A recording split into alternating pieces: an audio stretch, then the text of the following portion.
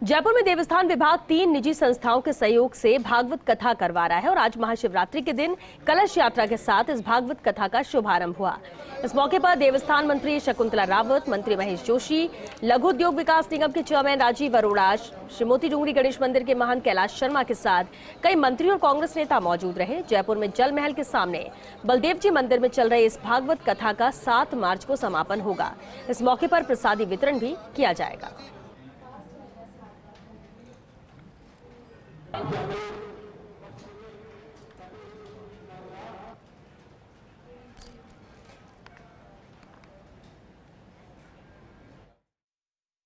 प्रदेश में सराहना हो रही है, तो हमारे प्रदेश की इस खुशी में ऐसा बजट पेश किया है मुख्यमंत्री महोदय ने। और देवस्थान मुझे जो विभाग दिया गया है, तो मैंने मंत्री महोदय से बात की।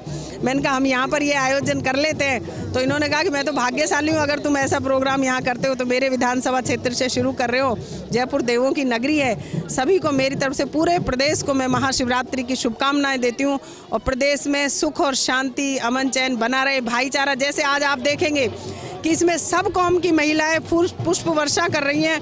ये बताएं आप कौन सा वर्ग नहीं है, तो ये एक बहुत ही सौहार्दपूर्ण और आपस में प्रेम भाव बना रहे, सुख शांति रहे प्रदेश में। ओमिक्रॉन जैसी महामारी कोई नहीं आए, इसलिए हम भागवत कथा का आयोजन कर रहे हैं। सभी को महाशिवरात्रि की बहुत बहुत बधाइयाँ, शुभकामनाएं, मंगल कामनाएं।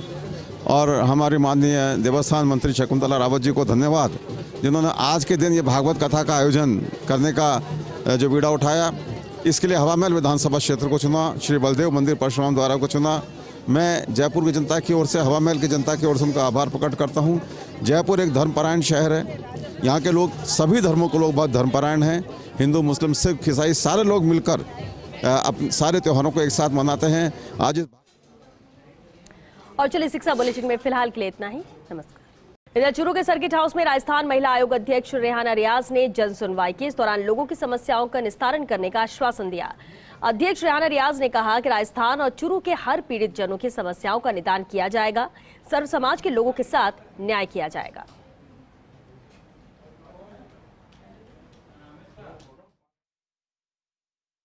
बच्चे अपने ये हो, उसमें उन बच्चों को, चाहे अपनी राजस्थान के बच्चे हो चाहे कहीं और के हो, उन बच्चों को बचाना हमारा दायित्व है।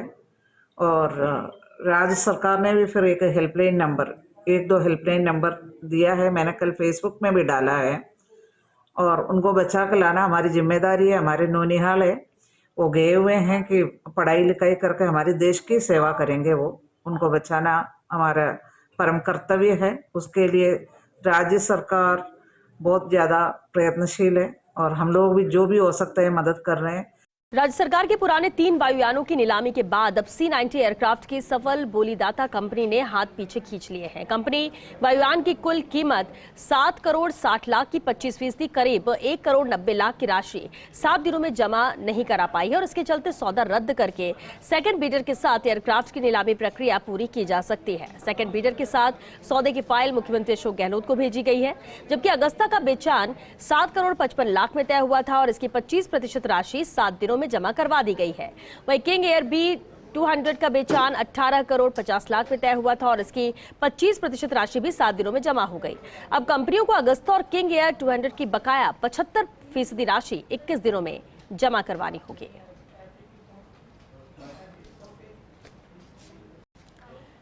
इधर जोधपुर में प्रदेश का पहला बाल परामर्श एवं कौशल विकास प्रशिक्षण केंद्र बनकर तैयार हुआ है, जिसका मुख्य न्यायाधीश जस्टिस अकील कुरैशी और महिला एवं बाल विकास मंत्री ममता भूपेश ने उद्घाटन किया। बाल सुधार गृह और किशोर गृह के बच्चों को समाज की मुख्य धारा से जोड़ने के लिए ये पहल है। मुख्य न्यायाधीश ने कहा कि समाज की ओर से बच्चों पर जो अत्याचार किए जाते हैं उसकी भारी कीमत चुकानी पड़ती है और ऐसे बच्चों को उचित देखभाल और संरक्षण की आवश्यकता है। हम सबकी जिम्मेदारी है कि इन बच्चों को समाज की मुख्य धारा से जोड़ने के लिए पर्याप्त अवसर दिया जाए।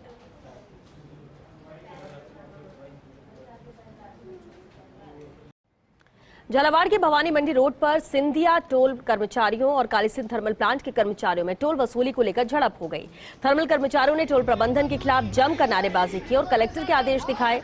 बता दें कि कर्मचारियों को प्लांट से लेकर झालावाड़ तक कई बार आना जाना पड़ता है और इसलिए कलेक्टर ने थर्मल प्लांट के कर्मचारियों को टोल में छूट के आदेश दिए थे, लेकिन कुछ दिनों से टोल कर्मियों ने छूट देना बंद कर दिया। चलो चलो चलो चलो चलो चलो चलो